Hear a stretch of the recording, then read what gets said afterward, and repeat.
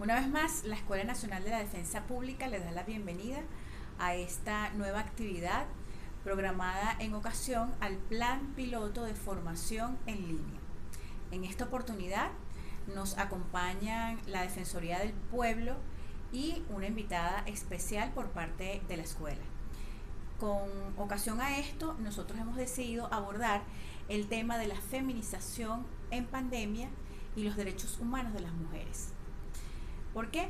Porque necesitamos visibilizar lo que están atravesando las mujeres en esta época de encierro, en este momento especial y difícil que está atravesando nuestro país. Como señalé anteriormente, nos acompaña por la Defensoría del Pueblo la licenciada Luisana Gómez, quien es psicólogo clínico y está adscrita actualmente a la Escuela de Derechos Humanos de la Fundación Juan Vives Zuria de la Defensoría del Pueblo. Y la doctora Milagros Rengifo, quien es abogada y especialista en Derecho Penal y Violencia de Género. Sin más preámbulo, vamos a escuchar en este momento a la licenciada Luisana, quien nos va a compartir sus conocimientos en cuanto a lo que es y debe entenderse acerca de lo que es la feminización. Bienvenidos todos y todas a este espacio que nos ofrece la Escuela de la Defensa Pública conjuntamente con la Fundación Juan Vives Zuria de la Defensoría del Pueblo y la Escuela de Derechos Humanos, Escuela Nacional de Derechos Humanos. Soy Luisana Gómez, profesora de la Universidad Central de Venezuela y docente de la Escuela de Derechos Humanos de la Defensoría del Pueblo.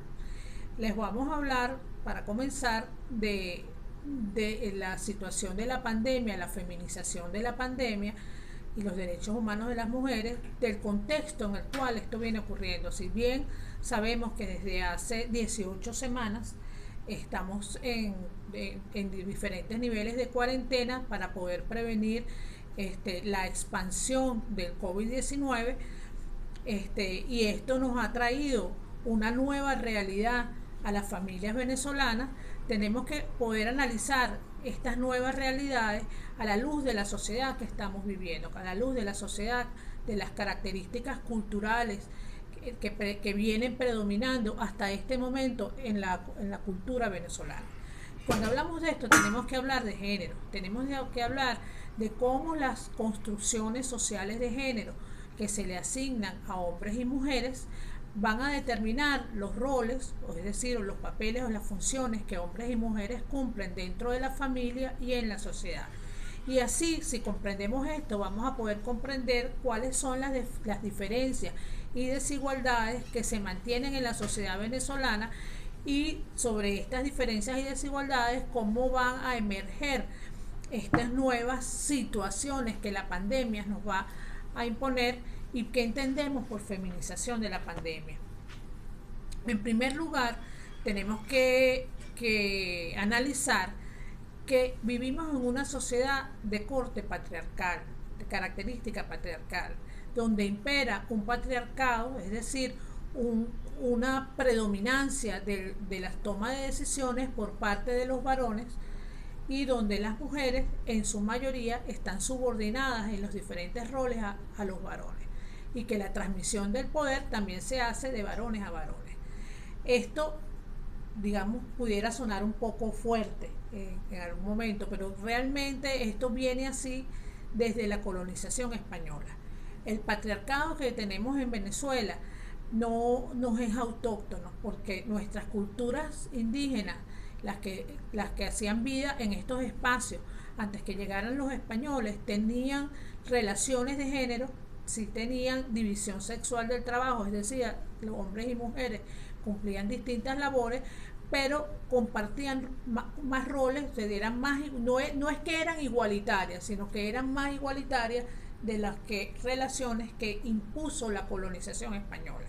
Es decir, el patriarcado que tenemos en Venezuela es un patriarcado que viene producto de la conquista y la colonia, imponiéndonos una visión mucho más subordinada y discriminatoria con respecto a las mujeres, y que ha venido mutando para perpetuarse hasta nuestros días. Si bien es cierto que en estos momentos este patriarcado en la sociedad venezolana viene cambiando, y esto hay que decirlo porque realmente, sobre todo en los últimos 20 años, la sociedad venezolana ha visto un incremento muy importante de la participación de las mujeres en los diferentes espacios de la producción económica, y esa incorporación de las mujeres viene cada vez más incrementándose, las mujeres vienen profesionalizándose, y esto tiene que ver con varias cosas. Uno, con el impacto de los movimientos feministas que han venido generando una cultura que tiende hacia la igualdad de género. También esto tiene que ver con la profunda influencia de los métodos anticonceptivos que le han dado el control a la mujer para regular su fecundidad y poder construir proyectos de vida más allá de la maternidad. Y también tiene que ver con los cambios del capitalismo industrial, que necesita la incorporación de la mano de obra femenina para seguir expandiéndose. Estos tres elementos han venido generando cambios, pero ¿qué sucede? Que en la sociedad venezolana, con esta cultura patriarcal, estos cambios pueden chocar con los roles tradicionales de género. ¿Y cuáles son estos roles tradicionales de género? Bueno, la cultura patriarcal impone, y uno de los elementos básicos de la estructura patriarcal es la división sexual del trabajo. La división sexual del trabajo es la división de las tareas y funciones que realizan hombres y mujeres en la sociedad, y la cultura patriarcal impone que los roles productivos y de toma de decisiones se le asignan prioritariamente a los hombres, mientras que los roles reproductivos, los roles de cuidado, de tareas domésticas, del cuidado del hogar y los niños y la familia se le asignan prioritariamente a las mujeres. Eso viene con el refrán: el hombre de la calle, la mujer de la casa. Ese es el resumen de lo que impone en cuanto a la división sexual del trabajo la cultura patriarcal. Aunque esto, como dije, viene cambiando, pero sigue predominando la cultura patriarcal. ¿Y qué sucede con el contexto de la pandemia? Que en el contexto de la pandemia, las mujeres que ya venían cargadas y con esta recarga de los roles domésticos, que implica, por ejemplo, las labores fuera del hogar, ahora tienen toda la familia en la casa 24 horas al día con su pareja. Y esto implica una multiplicación de las tareas domésticas, además de las tareas que impone los cuidados de la pandemia. Es decir, tener que esterilizar las mascarillas, tener que limpiar más los espacios domésticos, tener que realizar compras de alimentos más frecuentemente, etcétera, etcétera. De eso le va a hablar más la profesora Milagros Rengifo, que nos acompaña acá. Entonces, en todo caso, en este contexto es que viene a ocurrir esta situación de confinamiento. Otro aspecto que debemos hablar un poco es de cómo va a insurgir un fenómeno que teníamos en la sociedad venezolana en este contexto de la pandemia. Y este fenómeno es la violencia contra las mujeres. La violencia contra las mujeres es una situación que está directamente ligada al predominio de la cultura patriarcal y a las desigualdades de género, porque son estas desigualdades de género las que inducen a algunos hombres a pensar que sus parejas son su propiedad, a que las mujeres de su familia están bajo su mando y que deben cumplir con los designios que designa el varón o que designa el patriarca. Esa es la visión patriarcal. Ojo, no todos los hombres son patriarcas, no asumen el patriarcado. O sea, esto es muy importante. No es una condición que sea inmanente al hombre, sino es un problema sociocultural que está enraizado con el machismo predominante de nuestra sociedad.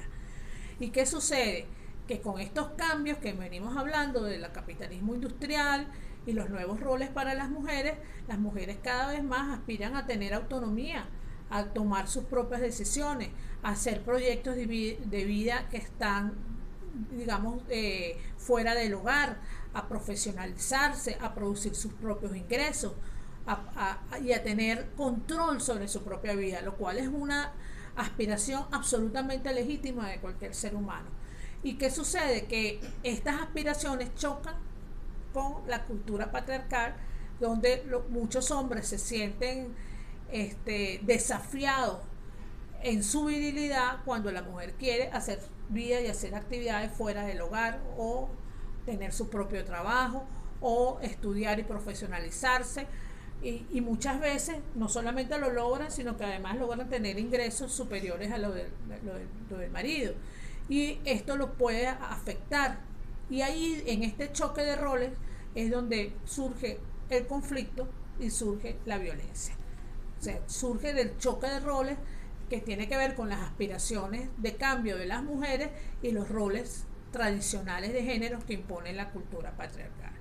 ¿Y qué sucede en la pandemia? Bueno, estamos confinados 24 horas en la familia y entonces los conflictos van a aflorar porque estamos 24 horas, 7 días a la semana, sometidas a un contacto muy estrecho en un espacio, en el espacio del hogar, y eso propicia que haya roces, que haya situaciones de diferencias y que en ese contexto de diferencias surja la violencia como un mecanismo mediador y regulador de las relaciones, que va a devenir generalmente en situaciones indeseadas dentro de la familia.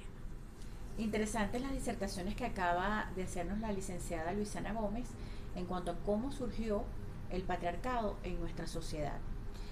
Tengo una duda que quedó pendiente, que me generó pues la exposición en cuanto a las situaciones de conflicto que estamos atravesando por esta pandemia, en cuanto al tiempo en que la familia se encuentra compartiendo los diferentes roles que vive la mujer. Y en ese sentido quisiera preguntarle un poco, como psicólogo social, cuáles serían las recomendaciones para atenuar esa situación de conflicto que está atravesando la mujer en este momento de pandemia en el hogar. Bueno, es una situación compleja y cada familia debe tener estrategias distintas para evitar el conflicto. Depende del nivel de conflicto y depende de si ese conflicto deviene en violencia o no. En primer lugar, hay que evitar los roces, hay que evitar las diferencias de palabras, no engancharse en discusiones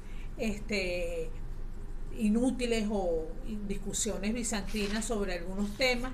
Eso hay que evitarlo a toda costa. Hay que saber pedir disculpas cuando se dice algo inapropiado o se dice algo fuera de tono. Hay que tratar de ser más dialogales, es decir, hablar más en un tono de conversación que en un tono de reclamo. Hay que evitar los juicios, sobre todo los juicios a priori y los prejuicios con respecto a algunas cosas.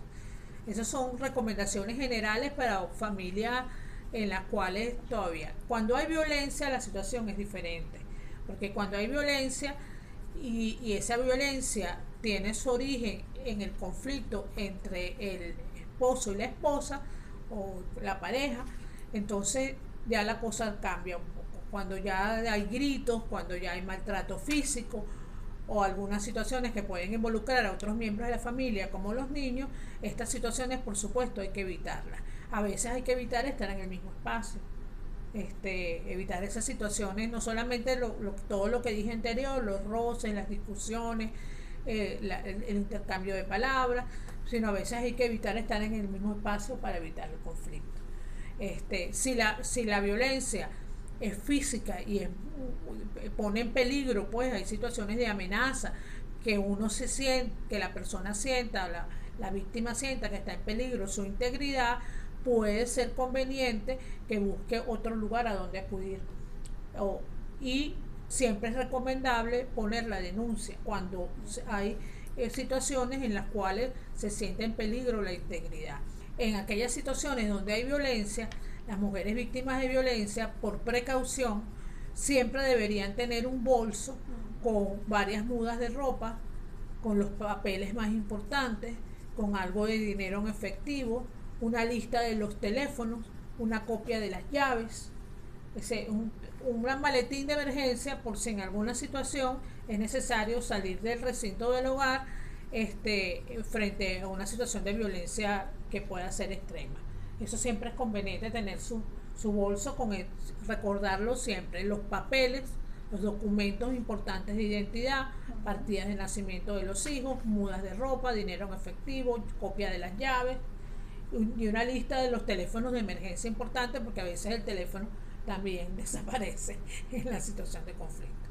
Esto en general son las recomendaciones más generales que podemos darlo sabemos que no es una situación fácil, cada familia es diferente, cada situación es diferente, pero con estas normas generales podemos tratar, siempre es sano en una familia evitar los conflictos. Agradecida por esta oportunidad que me ha brindado dos instituciones muy importantes para el Estado, como son la Defensoría del Pueblo y por supuesto a la Defensa Pública, a los efectos de comunicarnos en esta situación de pandemia que estamos viviendo y mantener activas nuestras actividades educativas. Bien, mi nombre es Milagro Rengifo, soy abogada, especialista en Derecho Penal, en Derecho Penal Internacional y Derechos Humanos y pertenezco a la Red de Mujeres de Amnistía Internacional, trabajando con actividades de derechos humanos de la mujer. En el marco de la discusión que estamos planteando el día de hoy, a los efectos de orientarnos con la feminización de la pandemia y los derechos humanos, tomando las ideas principales de lo que nos ha humanamente y muy educativamente explicado la licenciada Luisana Gómez. Ella nos trajo unas consideraciones necesarias de destacar en el marco de la pandemia. Efectivamente estamos en una situación de feminización que se agudiza con una emergencia humanitaria compleja que vive en nuestro país en la actualidad, además de una feminización de la pobreza. ¿Qué quiere decir todo esto? Que las cargas dentro de todas estas situaciones se han volcado a la imagen femenina en el hogar. Y como muy bien lo dijo la licenciada, no solo ahora debemos asumir roles de competencias como profesionales, ni tampoco solo los roles del hogar, sino que debemos ahondar en roles dentro de mucho más allá. Nos hemos convertido en psicólogas dentro del hogar para tratar de mediar las situaciones de depresión. Nos hemos convertido en docentes porque tenemos que ayudar a los hijos en el marco de esta nueva innovación que es la educación vía online. Nos hemos convertido en mediadores cuando se presentan situaciones de conflicto y toda esa carga la ha tenido la mujer debidamente por la situación patriarcal en la que hemos sido criadas. La mujer en Venezuela, dentro del marco de su educación, es una mujer que está destinada a la protección, al cuidado, a lo que nos dijo la profesora, la mujer en la casa. Y dentro de la casa, como es lo que nos está obligando la situación de emergencia, a llevar toda la responsabilidad de toda la materia que se refiere a las situaciones hogar. Lo que ha generado que debamos vincularlo a la materia de los derechos humanos. Estos derechos humanos desde el punto de vista económico, desde el punto de vista cultural, desde el punto de vista social, desde el punto de vista del derecho humano a la vida, desde el punto de vista del derecho humano a integridad de las mujeres y por supuesto el derecho humano mayormente afectado, que es el derecho humano igualdad.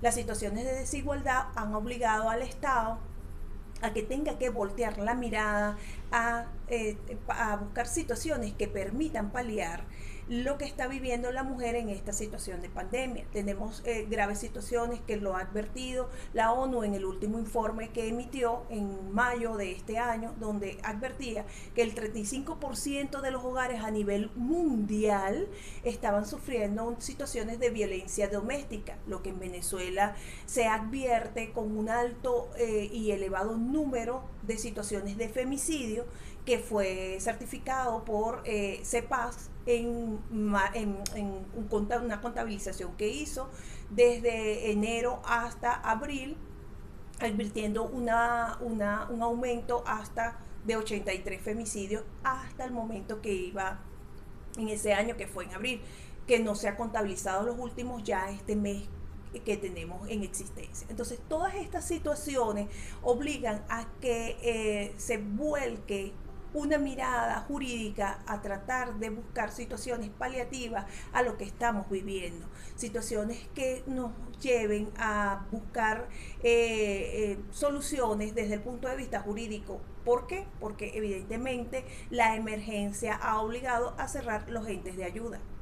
indistintamente desde la forma en que normalmente se desarrolla, pues no tenemos todas las ayudas que necesitamos para las mujeres víctimas de estas situaciones de violencia. Como lo dijo bien la licenciada, se pueden tomar medidas paliativas, nos dio unas recomendaciones sumamente interesantes con respecto a las situaciones de violencia, y que debemos recordar también que tanto la Fiscalía como las Defensorías Públicas, las Defensorías de la Mujer, todos tienen sistemas de guardia, y no debemos olvidar que sí debe tomarse en cuenta este tipo de situaciones a los efectos de no olvidar nunca la formulación de la denuncia. ¿Qué es lo que queremos decir con esto? Si usted está siendo en este momento víctima de alguna situación de violencia, es necesario que haga las informaciones correspondientes a través de los órganos receptores de denuncia. El Estado está obligado, de acuerdo a lo que establece el artículo 5 de la Ley sobre el Derecho de las Mujeres a una Vida Libre de Violencia, a garantizar que se busquen las formas de erradicar todas estas formas de violencia, tanto en el desarrollo propio del Estado en general, como el Ministerio de Educación, el Ministerio de la Mujer, el Ministerio de la Salud.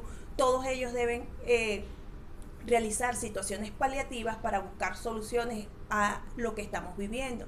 En el marco de los derechos de la mujer, que no solo abarca el derecho a la integridad física, sino a los derechos sexuales y reproductivos, como se hace ahorita para los métodos anticonceptivos, que es una forma de empoderamiento de la mujer y que la estamos perdiendo por la inaccesibilidad, y ahora con la situación de pandemia, con la irregularidad de la distribución. Entonces, todo eso debe ser canalizado y debemos buscar formas de orientar para que evitemos pues que estas situaciones se agraven al punto de que no tengan o no se vuelvan reversas en los derechos que ya hemos adquirido. Lo que decía la licenciada, el empoderamiento de la mujer con la participación y la profesionalización se ha visto mermado en algunos sectores. ¿Por qué? Porque cuando abren los sectores priorizados, en líneas generales está el sector de alimentación, pero la mayoría de los sectores están dominados por las figuras masculinas. Cuando vamos a los sectores que abren, cuando flexibilizan la etapa, sigue habiendo una mayor ponderación a flexibilización de sectores masculinos, no porque la mujer no los pueda realizar, sino porque estamos, como se ha venido tratando, en una sociedad totalmente patriarcal o mayoritariamente patriarcal.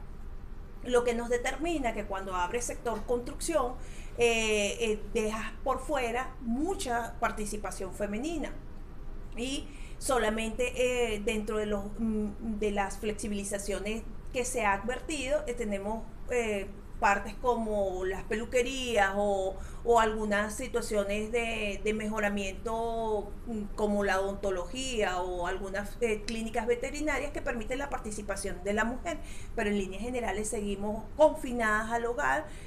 Por ejemplo, las abogadas estamos en situación de confinamiento desde el inicio del proceso, porque las actividades judiciales normales no se están realizando como debe ser. Ello, en el marco de esta situación humanitaria que tenemos, afecta directamente a que se vean mermados nuestros derechos humanos, sobre todo el derecho humano igualdad, en el marco de desarrollar pues nuestros derechos en común desarrollo, valga la redundancia, con el varón en la sociedad venezolana. Entonces, ¿qué es lo que tenemos? Nosotros tenemos una ley maravillosa que no requiere ampliar criterios. Tenemos una ley que establece la obligatoriedad por parte del Estado de desarrollar políticas, tanto criminales como políticas de Estado, para evitar las situaciones de violencia de género. Y ahora, en el marco de la emergencia, hemos observado que si bien el Estado ha tomado situaciones generales con el decreto de alarma y los órganos de justicia han hecho declaraciones o decretos o estipulaciones necesarias para la coordinación de situaciones de emergencia, se ha dejado por fuera las regularizaciones de casos que ya venían instaurados, que tenemos denuncias de violencia totalmente paralizadas, que no tienen resolución, juicios de violencia totalmente paralizados.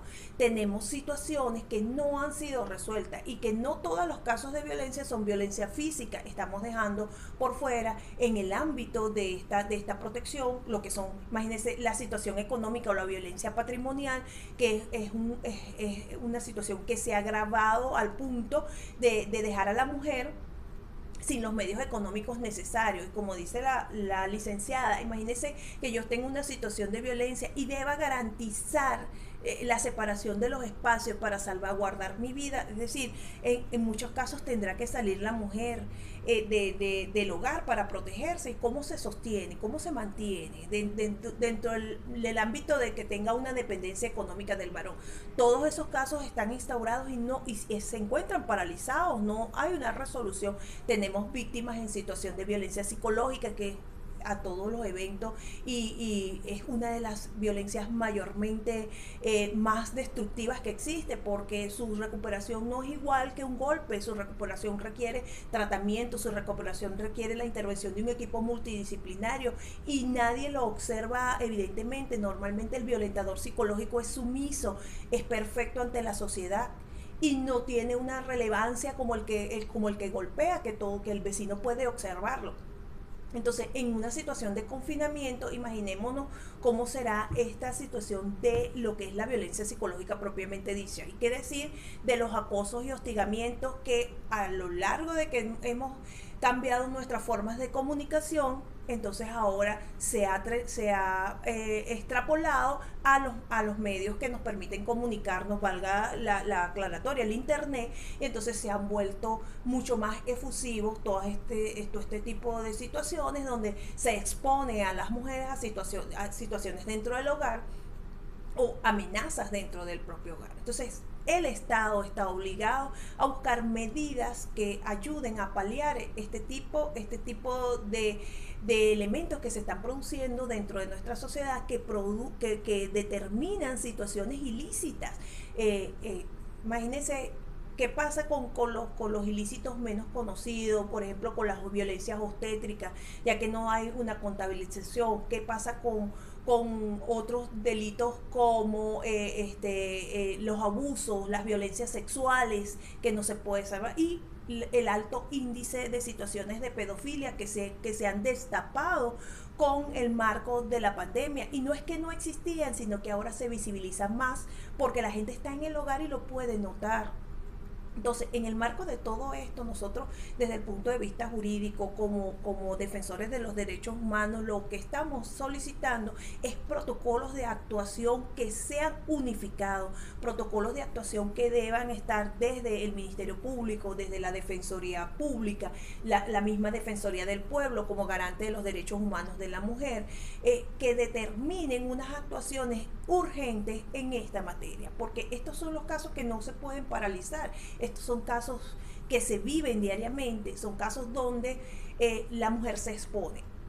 Cuando observamos el alto índice de femicidios que estamos viviendo en Venezuela, nada más sin tomar en cuenta todo lo que está pasando en América Latina y en el mundo, eso lo que está determinando es necesariamente que no ha habido una respuesta eficaz o efectiva del Estado a las situaciones de violencia que estamos viviendo. Al no haber una respuesta oportuna a las denuncias, se producen situaciones que llegan mucho más allá, como el femicidio. ¿Y qué está pasando también? Que lo destacó la ONU en su último informe, luego de un alto índice o alcance que habíamos llegado en el marco de que la mujer formulara la denuncia, frente a la falta de respuesta, lejos de aumentar, ha disminuido. Y como siente que no encuentra respuesta, entonces siente inútil la situación de realizar la denuncia. Por eso esperamos que en el marco de esta situación se busque una feminización o una visión de género, como dice la licenciada en su libro, un lente de género para tratar la emergencia humanitaria que estamos viviendo, pero sobre todo la feminización que se ha dado con esta pandemia. Es decir, que debe tomarse en todas las políticas públicas, que no la estamos observando, la naturaleza de la situación especial que están viviendo las mujeres en Venezuela y que debemos tomar en cuenta. Debido al auge de estos delitos cometidos contra las mujeres en este momento de pandemia y de cuarentena, ¿a qué organismos podrían asistir las mismas para denunciar esta vulneración de sus derechos?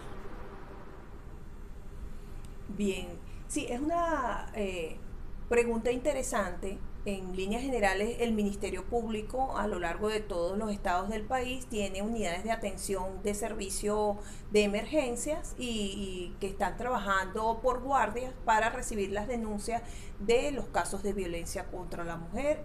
También las unidades policiales, todos los policías tienen unidades de atención a las víctimas de violencia. El Cuerpo de Investigaciones Científicas Penales y Criminalísticas, también en la sede central acá en la Avenida Urdaneta en Caracas, y las que no estén en Caracas, pues cada departamento regional tiene su unidad de violencia que todos están trabajando en el área de emergencia. Sin embargo, también el Ministerio Público ha activado una línea especial que es ha activado su 0800 FISCA 00 o 0800 347 0000 para que te comuniques con ellos. Y la Dirección General de Defensa de los Derechos de la Mujer del Ministerio Público también activó un número que es 0212 509-8684, que también permite hacer la comunicación vía telefónica para que la mujer pueda hacer la denuncia y por los sistemas que se corresponden. Ahí te van a dar las orientaciones necesarias, porque recordemos que desde el año 2018 la justicia en materia de género tiene se había diversificado y había una propuesta directamente emanada por comunicación del Tribunal Supremo de Justicia para la digitalización de los expedientes, lo que implicaba que las denuncias y la comunicación se podía hacer vía online. Más o menos ahorita se está trabajando con las denuncias telefónicas en razón de la situación de resguardo que estamos viviendo, y bueno, por allí van a darle las orientaciones correspondientes. Igualmente el 0800 Mujer, que es una línea de la Defensoría Nacional de la Mujer, adscrita al Ministerio de la Mujer como parte de la representación del Estado Central, y también están las defensorías municipales y las defensorías estadales que están prestando guardia, ante las cuales se puede acudir a que den las orientaciones necesarias o comunicarse a través del 0800 Mujer. Y hay una línea de emergencia que es el asterisco 112 de Movilnet, que también está prestando su colaboración para que acudamos a esto. Es importante recordarle que como no está en el área metropolitana de Caracas, la unidad que está funcionando es la unidad de atención a la víctima, cuya especialización fue transferida toda a donde ellos normalmente funcionan en Parque Central, pero en la actualidad están funcionando en la unidad de atención de la víctima, que se encuentra en la Avenida Urdaneta de la Parroquia La Candelaria en el Distrito Capital. Del resto, si no te encuentras en el Distrito Capital, cada uno de los estados tiene sus sedes principales del Ministerio Público, y también pueden recibir denuncias las fiscalías municipales en algunos estados donde no existe fiscalía regional directa, existen las fiscalías municipales. Entonces todos estos entes están obligados a recibir la denuncia, y sobre todo las policías de prevención, las policías municipales y las policías estadales están obligadas a tomar las denuncias relacionadas con las situaciones de violencia, y sobre todo el Cuerpo de Investigaciones Científicas Penales y Criminalísticas está obligado, está dentro de su base de actuación, está dentro de los órganos de recepción de la denuncia que establece la ley sobre el derecho de las mujeres a una vida libre de violencia, y por lo tanto es obligación de ellos realizar pues la toma de las denuncias correspondientes. Allí te van a tomar la denuncia, van a tomar notificación y van a dictar las medidas de protección necesarias, al menos durante este tiempo de pandemia, para tratar de paliar o garantizar que la mujer tenga pues una situación menos precaria, y que se garantice su vida al menos con respecto a esto. Como decía la licenciada Gómez, es importantísimo que la mujer no obvie la fase de la denuncia. Muchos de los casos de femicidio, la gente tenía conocimiento de las situaciones de violencia, pero por el mismo descontento con la responsabilidad o respuesta del Estado, no se habían formulado las denuncias correspondientes, y ello generó en la pérdida de vidas humanas. Bueno, feliz realmente con estas disertaciones en el día de hoy por parte del apoyo que nos ha brindado la Defensoría del Pueblo a través de la Fundación Juan Vives Zuria en su Escuela Nacional y por supuesto de la doctora Milagros. ¿Qué deducimos de todo esto?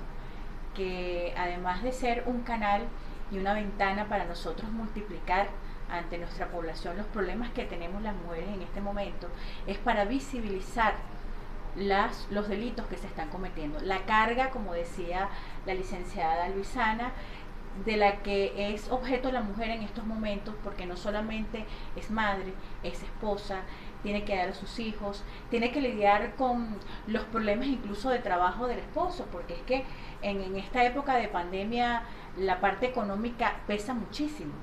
Entonces, esa parte del diálogo, licenciada, es importante. Nosotros, y viene un poco a colación lo que hablamos recientemente, a través de cuáles son las emociones que debemos cultivar en estos momentos, que significa que debemos conversar, debemos reconocer, ser empáticos en los problemas de familia, porque todos tenemos problemas en este momento, y viene por reconocer que estamos en una situación muy especial, no solamente por la cuarentena y el resguardo que tenemos en nuestros hogares, sino también por el hecho que la parte económica es un factor que incide sobre todo en lo que es esa parte de discusión en la familia. Entonces, es un poco que logremos pues conseguir ese diálogo en beneficio pues de ese bienestar. Y aparte, aquí me surge una pregunta: si realmente con una justicia que tenemos un poco paralizada, porque esa es la realidad, cómo se están implementando, Milagros, las medidas de protección a la mujer ante la comisión de estos hechos. Si tenemos los órganos que realmente reciben y están obligados a recibir esas denuncias, ¿cómo se están tramitando esas medidas de protección?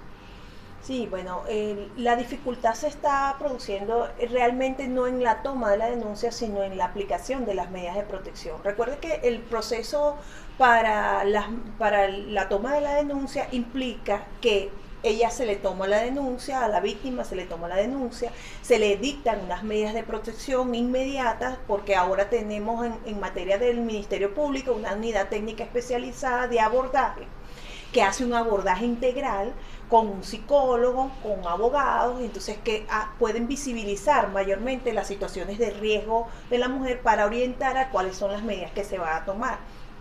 El problema se está visibilizando es en la imposición de las medidas al agresor, porque toda medida, para que tenga su efectividad desde el punto de vista jurídico, él tiene que tener conocimiento como garantía de su derecho a la defensa, porque usted no me puede a mí sancionar, porque si bien es cierto, la ignorancia de la ley no excusa de su cumplimiento, tú no me puedes sancionar por algo que se me fue impuesto y no me fue notificado. Entonces surge la dificultad de notificarlo, generando también la conflictividad, como lo decía la licenciada Luisana, en el hogar. ¿Cómo voy yo a entregarle unas medidas de protección? ¿Cómo se va a aplicar las medidas de protección dentro de ese hogar que ya viene en conflicto, donde la situación económica me está apremiando?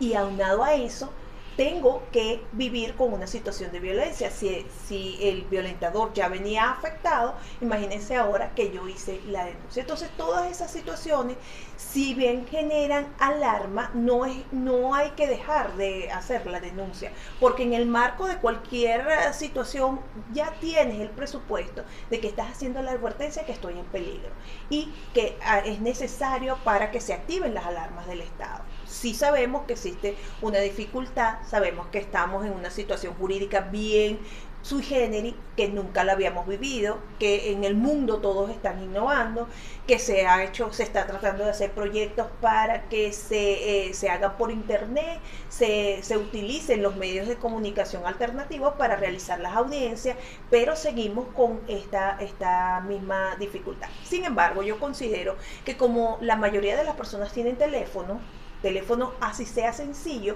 considero que la ley te dice que la notificación puede hacerse por cualquier medio.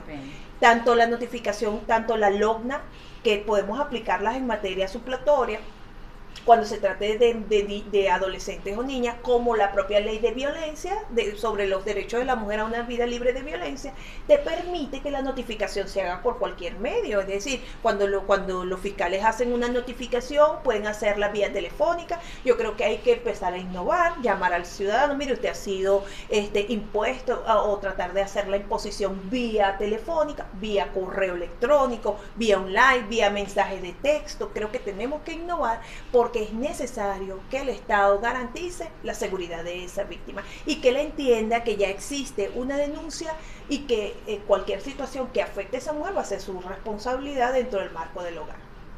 Sí, ya hay una propuesta de hecho en el Tribunal Supremo de Justicia de lo que va a ser la digitalización de la misma en estos tiempos de pandemia. La Defensa Pública había sugerido en ese momento que se comenzara con un plan piloto.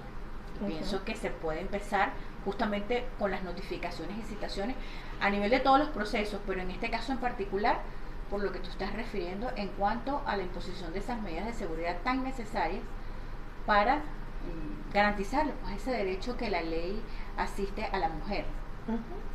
Si estamos en esa condición, me viene a la mente entonces, o traigo una reflexión para Luisana en el sentido de que esos derechos que ya nosotras las mujeres habíamos logrado por esas luchas sociales, por la promulgación de esta ley especial en Venezuela, ¿no crees que ha habido entonces como un retroceso en ese reconocimiento de esos derechos? Bueno, esto es en este momento, ¿no? En este momento especial. Una pregunta difícil, porque pienso que en el sentido nominal, en términos jurídicos no hemos retrocedido, seguimos teniendo los mismos derechos. Pero en términos prácticos, las violencias que ya teníamos se han incrementado. O sea, sí hay un cierto retroceso. ¿Por qué? Porque esta nueva situación de confinamiento que nos impone la cuarentena ha puesto la violencia en el tapete. Ha puesto y el hecho de estar 24 horas, 7 días a la semana, expuestas con los agresores en las casas, en los hogares donde la violencia está presente, expone a las mujeres a mayores situaciones de violencia. Las expone en unas situaciones de mayores vulnerabilidad, sobre lo cual no estábamos preparados. Eso realmente implica, en ese sentido sí hay cierto retroceso. Okay. Hay que decir que según una red de mujeres, durante la pandemia han ocurrido alrededor de 131 feminicidios. Y en el mes de junio esa red contabiliza 21 en el mes de junio. O sea, es preocupante realmente. Claro. Ahora, eso no es una realidad solo de Venezuela, o sea, en toda América Latina. O sea, yo sé que para mayo en México iban como 167. Se habían contabilizado una cifra muy alta de feminicidio. Lo cierto es que es necesario tomar conciencia de esta situación y es necesario implementar políticas y hacer las denuncias, sobre todo las mujeres que están en esa situación, y tomar sus precauciones para evitar nuevos episodios en la medida que sean evitables, porque no está en manos de la mujer. Claro. No es responsabilidad de la mujer poder estos pasos. Lo que puede hacer es protegerse, pero esa protección tiene un alcance limitado, sobre todo en esta nueva situación de confinamiento. El alcance realmente es limitado y las mujeres, muchas de ellas están realmente atrapadas en el hogar frente a la situación de violencia. Es una situación realmente dramática que están viviendo muchas de ellas. Sí. Y a mí me llama poderosamente la atención lo que ustedes han dicho, porque lo han repetido ambas, que hay un incremento del femicidio en todo el mundo, pero como en este momento estamos hablando de nuestro país, es importante que a través de estas tecnologías de información nosotros hagamos llegar un mensaje, no solamente de denunciar, sino de concientizar y de hacer un llamado incluso a todos los organismos que estamos involucrados en el sistema de administración de justicia, que urge pues la aplicación de paliativos y de correctivos, porque no queremos otra ley, no queremos reformar la ley, eso no es el sentido de esto, claro, porque la ley está muy buena, la Ujú. ley está bien como está, lo decía Milagro, que es especialista en eso. Lo que queremos es que la justicia avance un poco más a pesar de las dificultades, pero con las herramientas que tenemos, yo pienso que nosotros podríamos activar la justicia en cierta forma. Sí, nosotros tenemos una ley de primera generación. Una ley de primera generación significa una ley muy amplia que en otros países de América Latina no tiene. Nosotros tenemos una ley que te habla desde los principios, lo que te define cuáles son las formas de violencia, te dice las políticas, el desarrollo y quiénes son los responsables de garantizar el desarrollo de las políticas necesarias para erradicar la violencia. Te define el delito, te establece la regularización del procedimiento y hasta las sanciones con la indemnización para la víctima. O sea que no es un problema de ley, es un problema de sistema. Necesitamos urgentemente que se active el Instituto Nacional de Estadística con su visión de género. No tenemos estadísticas oficiales que permitan a quienes trabajamos con esto trabajar con bases ciertas de lo que estamos diciendo, porque salen unas redes diciendo que hay 83, hay unas que dicen que 51, pero debemos recordar que nosotros tenemos un catálogo que define lo que es un femicidio. No toda muerte de una mujer en situación de violencia es un femicidio, y por ello necesitamos que se catalogue el delito y que entre en un contexto estadístico. Y no solo eso, sino para que las políticas, para las políticas, Estado. porque es que la propia ley sobre el derecho de las mujeres a una vida libre de violencia impone la obligación al Instituto Nacional de Estadística de llevar esto regularizado, de que tiene que hacer mensualmente, ni siquiera anual, mensualmente, las estadísticas de las situaciones de violencia de género. A la falta de esto, el Estado no puede desarrollar las políticas porque no tiene las bases técnicas para determinar dónde está mayormente el problema. Y necesitamos que se active eso, necesitamos que el Estado tiene que cumplir con esas situaciones en las que es su deber, desde el punto de vista jurídico, dar cumplimiento a ello. Si no tenemos la orientación seria, porque evidentemente tenemos el informe de CEPAS que habla de 83 femicidios hasta abril, pero cuando yo hice el análisis me tomé la molestia de leer el informe, incluían situaciones de muertes de mujer que en realidad no podían catalogados, ¿verdad?, dentro de lo que es el tipo penal del femicidio. Entonces es importante que se haga la regularización y que entendamos que, si bien es cierto, podemos hablar de situaciones donde las mujeres pierden la vida violentamente por situaciones ajenas a lo que se vincula con el género, tenemos que estar conscientes que debemos saber cuáles son los aumentos, y no solamente de los femicidios. ¿Qué pasa con los otros delitos? Ni siquiera, imagínate con este, porque es alarmante, pero ¿qué está pasando con otros delitos que se refieren directamente con la feminización de la pobreza? Las adolescentes en situación de abandono, que hay las prostituciones forzadas, las situaciones que se están produciendo con niñas que venden su cuerpo por 1 kilo de harina pan, por unas lentejas. Eso se está viendo. Entonces eso no está siendo contabilizado, ni se está llevando para que se tomen las políticas necesarias para eso. Ahora, teniendo a las mujeres dentro de la casa también, se empiezan a ver las desigualdades: cuántas tienen acceso a internet, cuántas no tienen acceso a internet, cuántas pueden realizar una llamada telefónica. Entonces todo eso necesitamos ubicarlo para que podamos verdaderamente cumplir los fines, que es erradicar la violencia contra la mujer. Que un poco para finalizar, ¿qué entendemos por feminización? En 2 palabras, dirías tú. Bueno, la feminización, lo que estamos hablando de la feminización de la pandemia, es que el peso de las dificultades y de las situaciones complejas de la pandemia la están llevando las mujeres, por eso decimos feminización. En el caso de la feminización de la pobreza, estamos hablando de que la carga mayoritaria de la pobreza, debido a la división sexual del trabajo, la llevan las mujeres. Hombres y mujeres viven la pobreza, pero las mujeres llevan mayor carga de esfuerzo, el mayor peso, y le afectan más las situaciones de pobreza que a los hombres, debido a la carga de los roles domésticos. Igualmente en la pandemia, la carga de los roles domésticos pone a las mujeres en unas situaciones de mayor vulnerabilidad que los hombres por la situación de la pandemia. ¿Cuáles son, para que le quede claro a las personas que nos están viendo? Porque no solamente son los funcionarios de la Administración de Justicia que nos están viendo, sino también el poder popular, que es a lo que en definitiva nosotros queremos hacerle llegar este mensaje.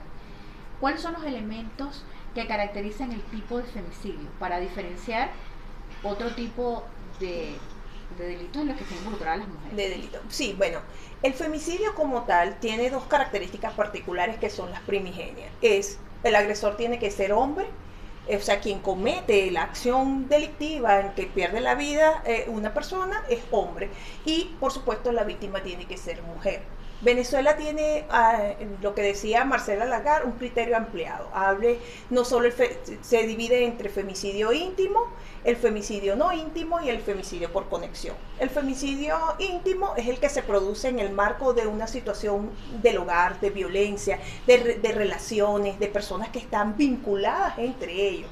El femicidio no íntimo es aquel donde aparecen vinculadas otras situaciones, por ejemplo, alguien que no se conoce pero es víctima, comete el homicidio consecuencia de una violencia sexual, deja expuesto el cadáver de una manera irrespetuosa, o sea, las condiciones en que se deja el cadáver implican un respeto a la condición femenina. Recordemos que las mujeres tenemos una condición distinta al hombre en razón a nuestra identificación corporal.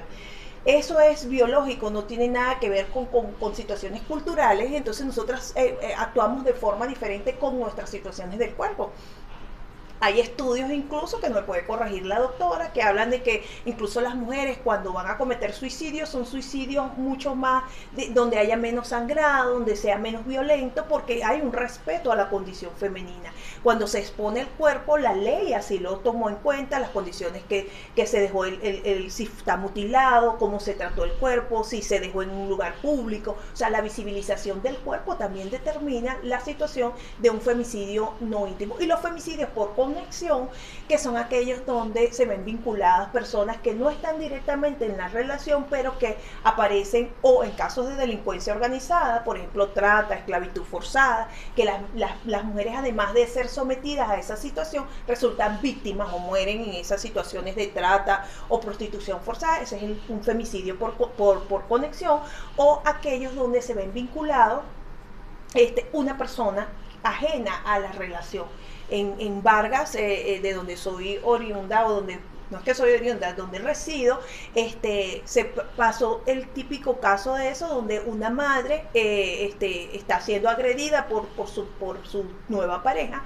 La hija, ya una señorita ya de edad entre los 20 y 23 años, oye la discusión, se mete en la discusión tratando de defender a su mamá, y el hombre la apuñaló, y quien resultó en verdad falleció fue la hija. La madre quedó herida. Entonces tenemos un femicidio completo y un femicidio en grado de frustración, pero este femicidio viene siendo un femicidio por conexión. La acción delictiva con respecto a la situación de violencia no era dirigida a ella, pero ella se vio vinculada en esa situación. Entonces, por eso es que hay casos donde la gente considera, por ejemplo, habrá que analizar situaciones mucho más allá de cuál fue la motivación, de cuando no se puede identificar efectivamente cuál es el cadáver, pero hay elementos ciertos que son evidentes. Si el cadáver quedó en la calle, expuesto y sin ropa, ya tienes un femicidio, independientemente de cuál sea la naturaleza. Entonces, por eso es importante que la gente tenga un poquito de noción con respecto a cuál es la condición jurídica con respecto a eso, y que en Venezuela nosotros los llamamos femicidio, que desde el punto de vista internacional no hay diferencia entre feminicidio y femicidio, pero en Venezuela desde el punto de vista legal es femicidio porque se trata de la acción del femicida contra la mujer. En cambio, de acuerdo a lo que dicen los patrones y parámetros de las doctrinas internacionales, el feminicidio viene siendo las condiciones en las que el Estado no actúa contra ese femicidio. Sí, esa es una diferencia. Esa es una diferencia. Entonces, claro, el Estado en este caso se vuelve el Estado feminicida. Y por eso es lo que nosotros queremos evitar, que Venezuela se vuelva un Estado feminicida y que tome las medidas necesarias para evitar los femicidios en Venezuela. Bueno, agradecer la oportunidad de poder compartir con ustedes estos espacios y la importancia de que dos instituciones tan importantes como la Escuela de la Defensa Pública, la Escuela Nacional de Derechos Humanos de la Fundación Juan Vives Zuria de la Defensoría del Pueblo puedan realizar una actividad conjunta como esta. Muchísimas gracias. Agradecida por la invitación, conversar con profesionales de tanta altura y con la licenciada que nos ha nutrido aquí con tanto conocimiento, que me encantó. Muy agradecida con usted y quedar siempre a su orden en el ejercicio, pues cualquier consulta, pues quedaremos a su orden a través de la Defensoría para dar las orientaciones necesarias. Muchísimas gracias. Gracias.